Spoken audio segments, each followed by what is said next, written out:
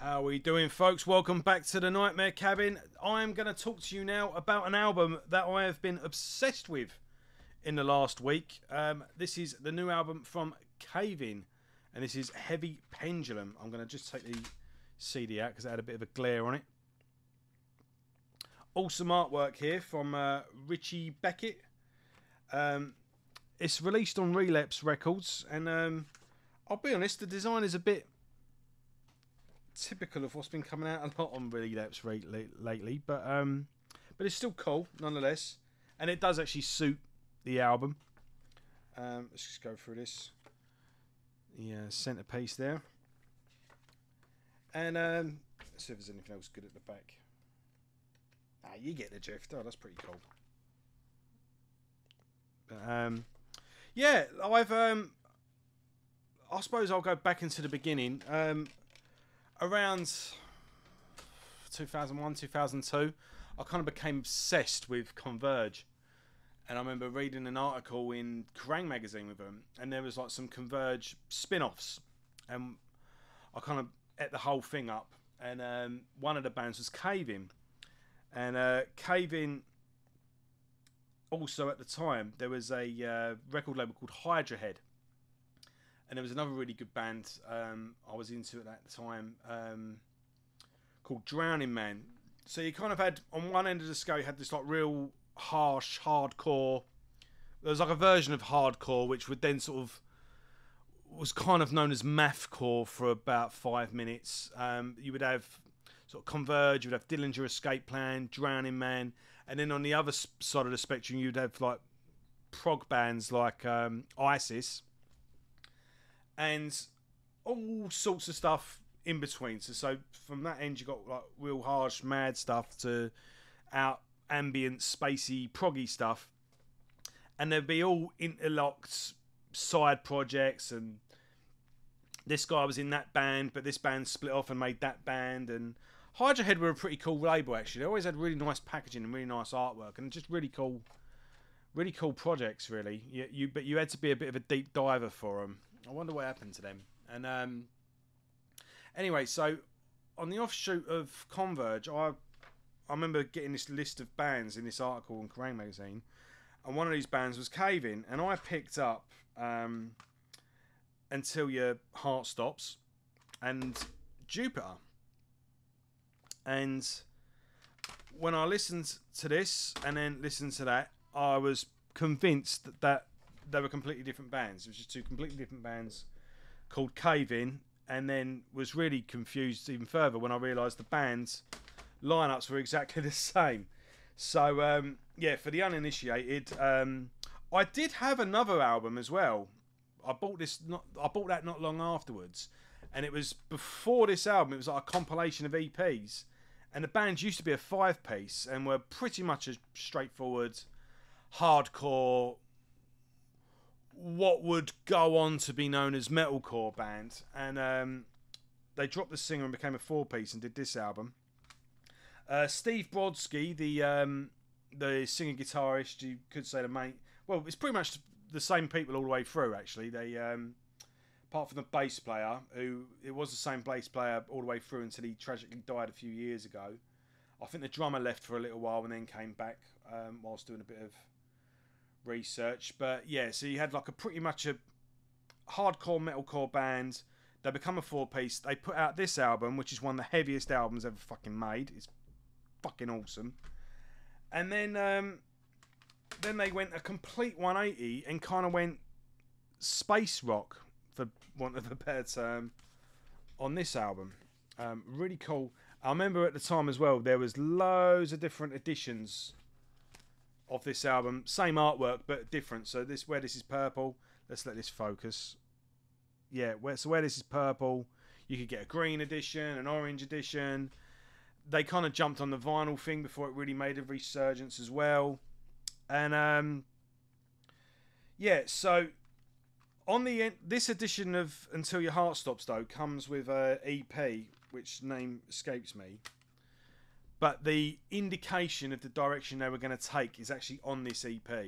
So you can see the track listing now. Then they put out Jupiter, and yeah, I mean, this is just 8 songs, and they fucking go full on prog, really. And after this, they put out an EP called Tides of Tomorrow. I did have that CD. Now, I've been searching for ages. I've recorded this video a lot later than I intended to. The EP before, or album, which is a collection of EPs before this one, I can't find anywhere. And the Tides of Tomorrow EP, I also can't find anywhere. But I did manage to find these two. And so yeah, I was just really intrigued at the time. Just really, I couldn't believe the change in direction musically so drastically in the space of one album. It blew my mind at the time. And I just wondered how it sort of contrasted live. So me and my good friend Dave went to see Cave In at the Underworld in London. And they pretty much just did this album in full with a few bits and bobs. And on the encore, they did a really cool version of Dazed and Confused by Led Zeppelin. And yeah, they basically just said, this may as well be our debut album. This is the new direction. They kind of shrugged off this album by saying, oh, we simply can't play like that anymore. We're too old. We physically can't play like it anymore. And then after that, they put out an album called Antennas. And this is where I dropped off for the band. I kind of went through different phases with different bands anyway. I was buying so much music, and I've always been a little bit of more interested in the climb rather than the success. And when a band, especially when I get into a band from their early days, once they get to a certain level, I'm kind of like, well, yeah, you've made it now. And then I go back and find another smaller band. Maybe it was a bit of youthful snobbery. Yeah, maybe. I'm not I'm not too big to admit that now. You know, the bastards went and got successful. Who the hell do they think they are? They actually did a tour supporting Foo Fighters. They actually got pretty big. But they put out an album called Antennas, and I never even bothered with that album. It was just I just kind of lost interest, really. They were getting a lot of flack at the time as well. I think they went a bit commercial on that album. And I just completely lost touch with the band. But apparently they did start playing tracks from this again live.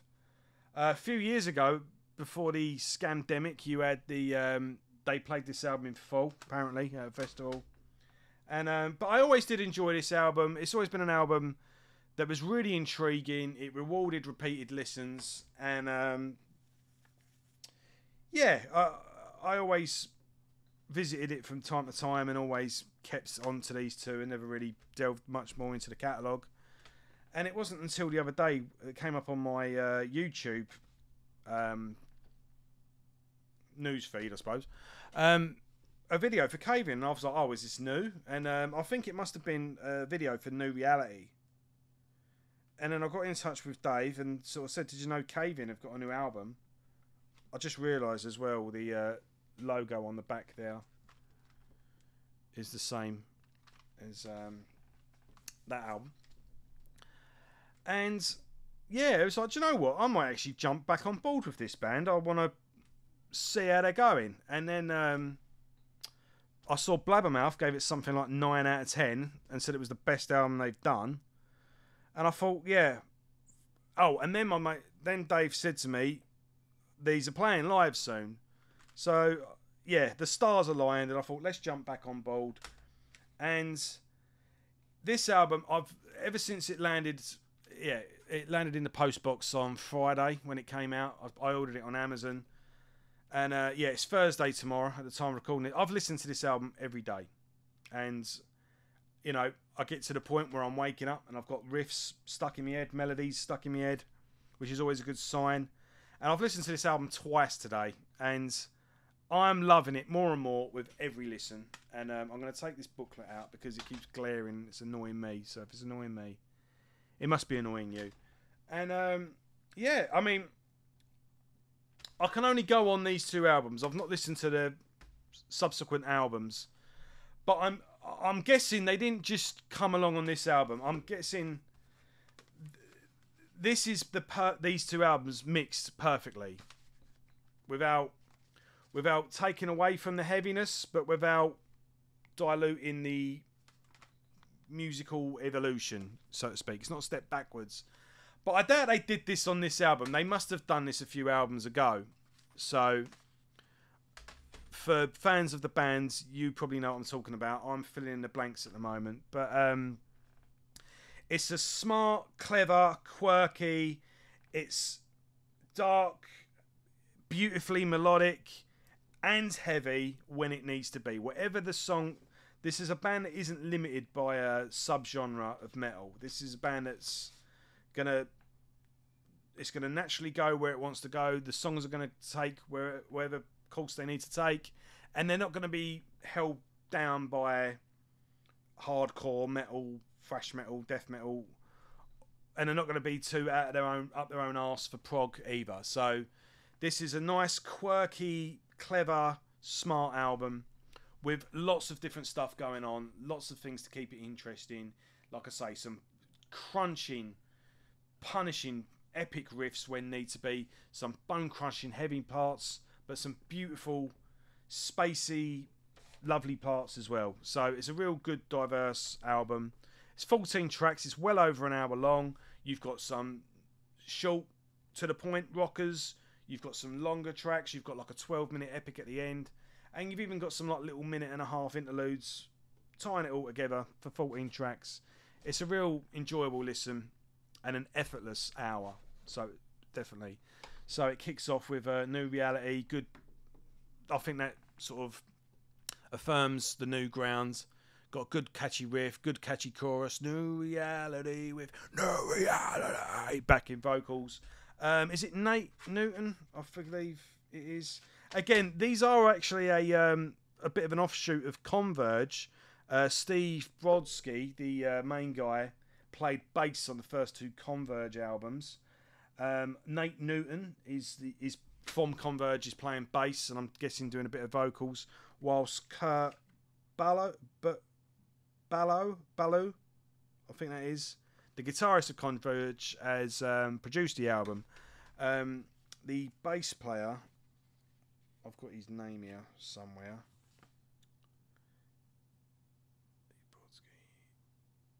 Yeah, Caleb Schofield. He was the original bass player and kind of did the harsh vocals. He's sadly no longer with us. Apparently, an album or two ago, he died whilst they were in the middle of making an album, and they kind of finished the album off in his honour, and it was kind of seen as a worthy farewell to the band. But they've come back. I don't know if this is the comeback album or the album before it was. So again, I've got to do a bit of catching up. But yeah, New Reality kicks off nicely. You kind of got a 1-2 punch with New Reality, and then the second track, Blood Spiller. That's a kind of more of a mid-paced, kind of opens up with this rhythm, and goes into this boom, boom, boom, boom chorus with a really cool sort of. All of Steve's lines are nice and melodic, and they stick in your head, much like a Beatles melody. And the album, what's this? Sorry. The album title track, Heavy Pendulum, is gorgeous, simply gorgeous. It's got this really great, weird, spacey vibe to it. It reminds me of the opening credits, funny enough, of Blake 7, but it's just weird. But just think of like some old space opera, some old like space cartoon. It's just a perfect, gorgeous soundtrack for it in that sort of heavy, Sabbathy kind of way. Careless Offering is a good upbeat, catchy song. Again, with like a good spacey, sort of melodic section, solo section towards the end. Blinded by the Blaze is a really dark, sort of somber track. And I've got to turn this thing off, sorry. It keeps bloody going off. Let me put this on Do Not Disturb. I'm so popular, everyone. So, it's not. Every time you get a bloody email, that thing goes off. What was I talking about? Blinded by the Blaze. Yeah, it's doomy, it's somber, it's a dark number. Good sort of dark riff. But one thing I meant to say as well, when we saw them on the Jupiter tour, they kind of had this thing towards the end of the show where they had these like space laser guns, you know, those like plastic guns, and then when you pulled the trigger, all like loads of lights went off and it made like a funny noise, like a laser gun. And they were getting them and running them along a guitar, making like these really cool sounds. It was all feedbacky and weird and cool. And there's this like cool melody in that, so it's like this real chunky riff, jun jun jun jun jun. And then it goes into this, but it's got like a load of effects as he does, and it kind of brings to mind that whole space lasery gun thing that they did back in the day. And what is it? Amaranthin, I think that is. That's a good like sort of hardcore flavoured track actually, really good upbeat, kind of just like a real you know, like a real cool shuggy with a bit of a punk riff with like a little punk rhythm to it. It's nice and cool and catchy. Everything's perfectly paced as well for everything. That's where they go deep and a bit slow and a bit weird and out there. It's always followed up with a nice palate cleanser, like a nice 3-minute upbeater. Nightmare Eyes kind of reminds me of a track that would have been on Jupiter, but it's got a real doomy Sabbathy feel to it. It's really cool, really good melody in the chorus on that as well. Waiting for Love is a quirky, weird song that grows on you. Reckoning as well. If you swear on your Bible, really good track. And then yeah, all the songs on this are awesome. And then if I was going to give any criticism to it, I would have said Wavering Angel, the closing track. It's a little unnecessarily long. It didn't need to be 12 minutes. But with that being said, that song is actually growing on me. I actually like that the more. I actually like it towards the end because it has this riff that goes through it. And it kind of builds up and then sort of crashes. And then builds up again to another sort of... It's a real climatic track. So, yeah. I wasn't sure about Waving Angel to begin with, but that's actually starting to warm to me. So that was the only track I wasn't sure on. I'm now starting to like, so that's as bad as it gets. But yeah, shame on me. I can't believe I dropped this band when I did. It's been fucking like 20 years since I listened to any of their stuff, and this album has reinvigorated my interest in Cave In, and I want to go back to Antennas and work my way through the catalogue again. And yeah, I've got some serious catching up to do. And yeah, I'm probably going to go see these live when they come over and do some catching up as well. And yeah, it's made me want to dig out and listen to these albums again as well. So yeah, if you are new to the band, I think the best place to start is these two. I don't think anyone would argue with that. But then definitely pick this up and work your way backwards. And again, if you're an idiot like me and you jumped off at Jupiter, now's the time to jump back on board, my friends, and let's work our way backwards. So yeah, definitely a candidate for album of the year. This is absolutely superb, and yeah, I'm definitely going to be working my way backwards. And yeah, I'm obsessed with this album at the moment. I can't stop playing it. I love it. So yeah, definitely a 9 out of 10 as it stands. And I reckon this is definitely going to be on the top 10 list. I mean, if I hear 10 albums better than this between now and December, then I'm in for a bloody good year. So, hope you enjoyed that, everyone. Take care. I'll see you all soon.